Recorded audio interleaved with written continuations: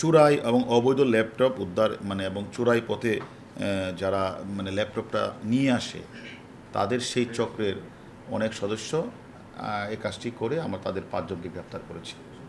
তাদের বিরুদ্ধে অভিযুক্ত হলো এরকম যে চোরাই পথে বলতে কাস্টমস বা পোর্টের থেকে যে বিভিন্ন ধরনের যে ল্যাপটপ আসে সেখানে তারা তাকে দেখায় যে চার্জার আসবে এতটা এত এত অনেক দেখা গেলো 500-700 পিস চার্জার আসবে। দেখা গেলো আসলে চার্জারের আদলে কাস্টমস থেকে এগুলি বের হয়ে যাচ্ছে, বের হওয়ার পরে দেখা গেছে এগুলো হলো ল্যাপটপ অথবা সেগুলি হলো বিভিন্ন ধরনের কি মনিটর। এখন আমরা তদন্ত করতে গিয়ে আমাদের কাছে একজন যে নিজেও যে ব্যক্তিরা আমাদের কমপ্লেন করেছে সে নিজেও ওই পথে কাস্টমস পথে চার্জার ঘোষণা করে এই ল্যাপটপগুলি নিয়ে আসে।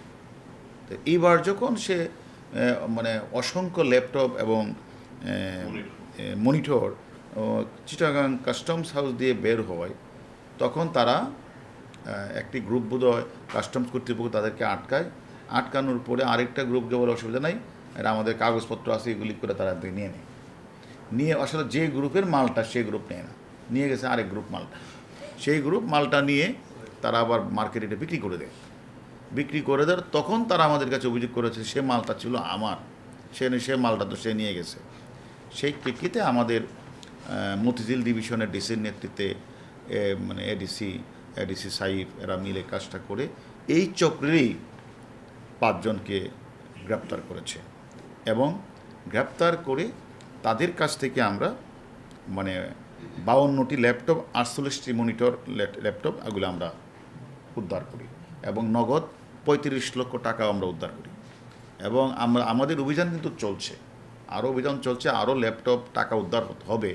বাট আমরা এই মুহূর্তে একটি মামলাও রুজু হয়েছে, সেই মামলার প্রেক্ষিতে আমরা এই যে চোরাই যে ল্যাপটপ সেগুলি আমরা উদ্ধার করেছি। আমি মনে করি যে যুগ সাদৃশ্যই কাস্টমসের সাথে যুগ সাদৃশ্যই তারা এই কাজটি করেছেন। নতুবা এই ল্যাপটপগুলি যে আসলো ঘোষণা করলো চার্জার, তাহলে তারা কি এটা চেক করবে না এটা চার্জার না ল্যাপটপ? সেটা নিয়ে আসলেন, আনার পরে সেখানে তারা একজনের অর্ডারকৃত মালটা আরেকজনে বের করে নিয়ে গেলেন, সেই লোকটা নিয়ে আবার মালগুলি বিক্রি করে ফেললেন। তখন আসল যে চোরাই পথে মালটা আনে সে এসে আমাদের কাছে কমপ্লেন করেছে। আসলে আমরা তদন্ত আমাদের অব্যাহত আছে এবং আমরা মনে করি আরও অনেক ল্যাপটপ আছে, মাত্র আমাদের সব 52টা 48 100টা ল্যাপটপের মতো আমাদের কাছে আছে এবং 35 লক্ষ টাকা আমরা উদ্ধার করেছি। এবং আমরা মনে করি আরও যে ল্যাপটপ যেগুলি চোরাই পথে এসেছিল সেগুলি যে আরেক চোরাই পার্টি বিক্রি করে দিলেন তাকেও আমরা গ্রেপ্তার করেছি এবং সে কোথায় কোথায় বিক্রি করেছেন সেই জায়গাগুলির নাম আমরা পেয়েছি, সেকালে আমরা অনুসন্ধান করে সেই ল্যাপটপগুলি আমরা বের করব।